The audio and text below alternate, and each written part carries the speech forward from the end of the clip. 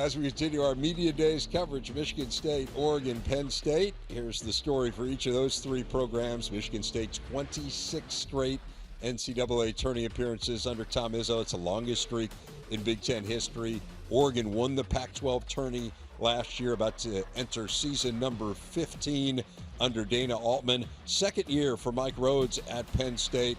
They returned the second highest percentage of minutes of any program in the Big Ten, including 5 of their top 7 scorers back. And we are pleased to have Tom Izzo, Dana Altman, Mike Rhoades with us here. I would usually start with Tom. We kind of defer to him in this league, Dana, due to his seniority. But I'm going to start with the new guy, right? Are you comfortable with that, Tom? I love it. Okay. Just a quick overview on your team. I want from each one of you guys just kind of a modified opening statement on what we should expect this year. Well, we've got a full roster. Everybody's healthy now, which is a change for us. The last 4 years have been kind of rough on our health, but I like our age. We've got an old ball club. We brought in some grad transfers that give us some experience. A couple of the guys we've played against, TJ Bamba was at Washington State. Brandon Angel was at Stanford, so we have a pretty good idea what they're going to do. We got 3 starters back. 2 guys started as freshmen, Jackson Shelsta, KJ Evans. So I like our competitiveness in practice, and right now we're healthy, and if we can stay that way, I like our depth. Coach Rhoades, how about your program?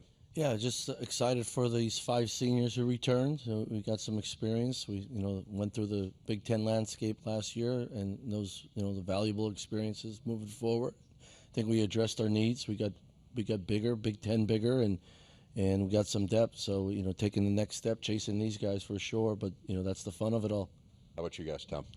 Well, I think we have some depth this year. We had some injuries last year too, as a lot of people do, and so I think our depth is the positive side of it, but the depth is the negative side of it too. I need 1 or 2 players to step up and be above that, and I'm hoping that Jaden Akins is one of those guys.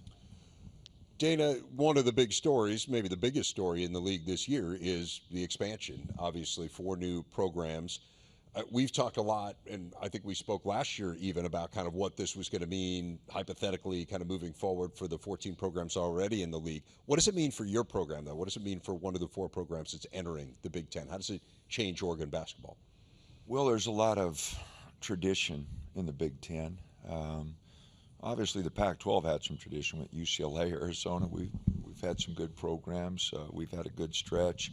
But the Big Ten with Indiana with great tradition, Michigan State, Michigan, Purdue, there's a lot of tradition over here. And so we're excited about that. We're excited to be involved with that.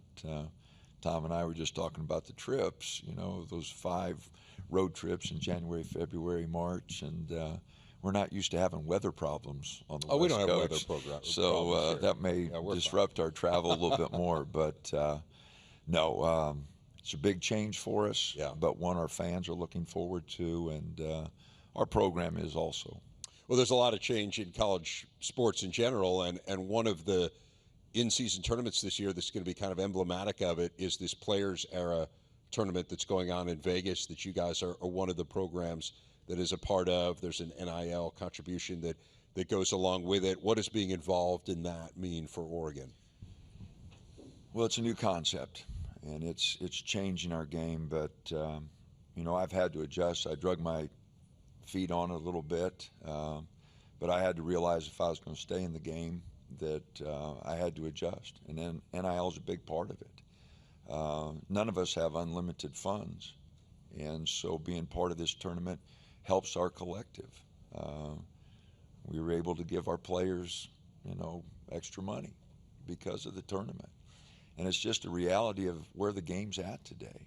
And as I mentioned, I drug my feet on it for a couple years, but it is what it is. And I knew if I was going to stay in the game for a while that I had to adjust. And our program had to adjust, our collective, everyone. And so it's part of the game now. And we look forward to the challenge. We're playing 3 really good teams, Texas A&M, San Diego State, Creighton. So it's a good tournament.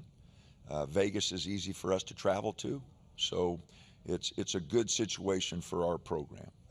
Tom, you guys have in-season tournament. We'll be playing some pretty good teams in Maui as well. But I actually want to talk to you. I was looking through your schedule. It doesn't seem quite as masochistic as it normally is for someone like you in the non-conference. But there's one game that really jumped out at me, and that was your exhibition game at Northern Michigan. The fact that you're going back to the UP and playing at your alma mater. What does that game mean to you?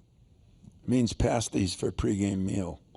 I can't wait till my guys start chewing on that for a while. But you know what? I thought about it last couple of years. I always talked to my buddy Mariucci, which I was trying to get him in, but he's working on the NFL Network, so he won't make it. But it's just kind of back to reality. It's going to be good. We're playing in one of the world's largest domes, wooden domes, I should say. And, we always play an exhibition game, and so I said, why not go up there? And I'm going to take my guys through a lot of the places that we started at. I know you guys will laugh, but I think you'll agree. I think we do have a more entitled student athlete.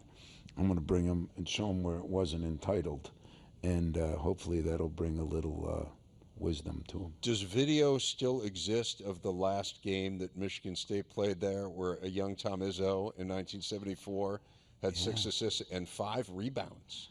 Yeah, man, that was my first college start. Michigan State came up there. Gus Kanakis was good friends with my head coach, Glenn Brown, and hard to believe that was that many years ago, but I don't know if any video. I don't know if we took video then, to be honest with you. Hell, cell phones and TV just came up there a few years ago, so we're, but we're going to have some fun with it, and yet hopefully a good cause and do some different things and charity things, and I think it'll all be good. Like, you need to follow suit. You need to get Lebanon Valley on your schedule. Well, we're going there to play there in a couple weeks against Lafayette. So, we're going to play. In the area, yeah, yes. We'll get back to my alma mater, and the facilities are a lot nicer now than when I played there, that's for sure. And probably the pregame meals are too. I'm interested to ask you, you guys have the Palestra game, the annual Palestra game, which you're doing again this year, which has just been amazing. I got a chance to call one of them a number of years ago. It's one of the most memorable experiences in my broadcasting career. But you also had the Rec Hall game last year, which was amazing. You guys pulled out an incredible win. The atmosphere was great. How much discussion has there been about making that an annual? Yeah, it's I try to make it an everyday discussion with our administration, but it was a great environment. Turning back the clocks for a lot of alums, a lot of fans and supporters. So we're going to continue our administration. Like, we want to be outside the box. That's what we keep talking about for us to move forward in this league and to chase these guys. Like I said earlier, we got to think outside the box and playing a game at Rec Hall. Great environment on top of the court, old school, sort of like double knot your shoes and let's go to work. And it was a hot gym, a hot arena. And everybody walked on the campus, and it was a great night. And we're going to continue to try to replicate that and the Palestra game as well, and just keep thinking outside the box to keep promoting our program. You know what's bad, Dave? What's that? We played there when it was inside the box. That was the only place we played. Right. And that means I've been here a few years, but I remember one of the last games there, Judd fell and tripped as he was giving the pregame talk, because the pregame talk, the showers and the bathrooms were all within about a 5-foot area. It was awesome, and then we happened to get a chance playing the Palestra too. I mean, yeah. I think those things are really cool. Not to help you recruiting, but I do think they're really cool. Yeah. You thought about going back to Jenison at all? We did that one time a few years ago, and I'd do it again. I think like Mike said, all these things that are a little bit outside the box. Yeah. Bring back your fans, bring back your alums.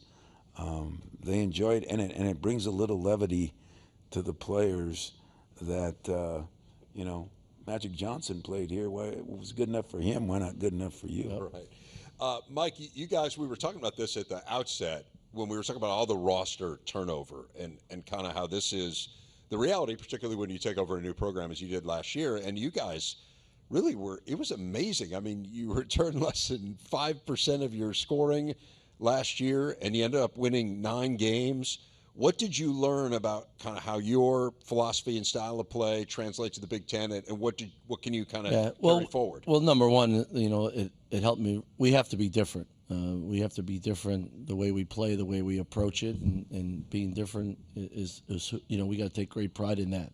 So play a little differently than the rest of the league, and our approach is going to be different. And for us, we got to create a lot of possessions in the game. And if the game becomes quarter court offense and quarter court defense against Penn State, I always say we'll get bludgeoned. So we gotta be different, and so we gotta be bold about that too, and not not be apologetic for it at all. I mean, this is who we're going to be, and for us to move forward. And we had signature wins last year. We had some great momentum to build on, but now let's see if we could take another step.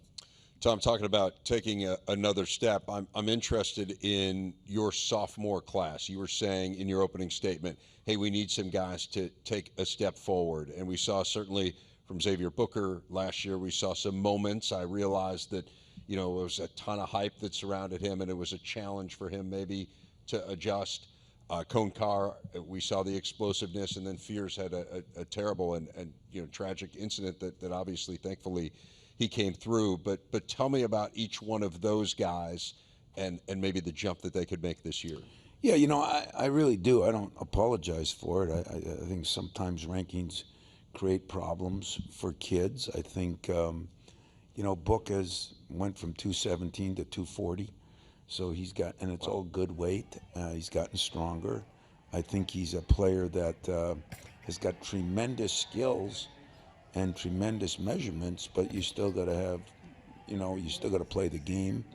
I think in Cohen Carr, he is one of the best athletes in the country, but, you've got to become better offensively, which he is, better defensively. I think he's become.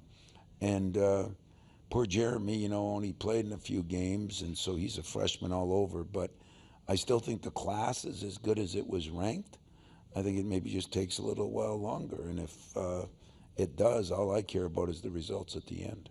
Dana, I mentioned off the top, you guys had some really good late season momentum last year. You won the Pac-12 tourney.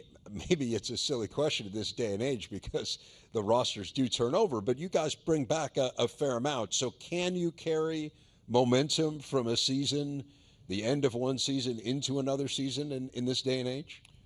Well, it'd feel a lot better if we were bringing Dante back with that group. Yeah. But, Dante and Jermaine kind of fueled that run at the end of the year, which seniors do. We got healthy. We'd been banged up all year, and we got a little healthier at the end of the year and made a nice run. But, no, I think our guys bringing 3 starters back and a couple others that made contributions to the team, I think those things carry over a little bit. Their expectations go up, when you have some success at the end of the year. So, as Tom mentioned, it's hard on freshmen because they're playing against guys that are so much older right now, and that's hasn't been worked into the formula. It's hard for them when they're going against 22, 23, even 24-year-olds as an 18-year-old, 19-year-old. So, it's been hard on freshmen the last couple of years because of COVID and because of all the old guys. That will change next year, when we go back to 4 classes instead of 5. But, our freshmen did step up last year. Hopefully they'll make that jump that traditionally a lot of freshmen and sophomores have made. And if they do, that gives us some real good momentum because Jackson started all year. He was out a few games with injuries, but KJ started most of the year. Mookie was hurt all year, but those 3 guys, like Tom said, the rankings don't mean nothing, but ranked pretty high, and hopefully they'll make a big jump. Closing statement from each one of you. I want to ask you each to answer the same question. One thing you're most looking forward to coaching this team, Coach Rhoades. Year 2, it's not year 1. For sure. Just having a group of guys that, are building on our work of culture. It's been a lot of fun coaching these guys so far. Dana? Working with a lot of old guys. I enjoy their maturity. I think a lot of the guys came here, haven't been in the NCAA tournament, haven't experienced the success they want to experience. So hopefully they'll have a team mentality, and it's not an individualized sport. Tom? I'm looking forward to still making another run. That's what I keep talking to my guys this summer. We went to Spain, and I think we got a lot out of that. And, now it's going to be, can we can we get off to a decent start? And as these guys said, I think the big problem now is there's a lot of injuries. I mean, we played them 2 years ago, I think it was, and they had injuries, and guys got injured in our game. You had two big guys get injured during the game, and you were already down. You might add more injuries. I hope you don't bring that to the Big Ten, by the way, Dana. But everybody's got to stay healthy, and I'm just looking forward to. I like my team. I like the chemistry, the camaraderie. I like the culture, which is hard to keep in this day and age. Great to visit with all three of you. Really looking forward to watching all three of your teams play this season. Thanks, guys. Thanks, Dave.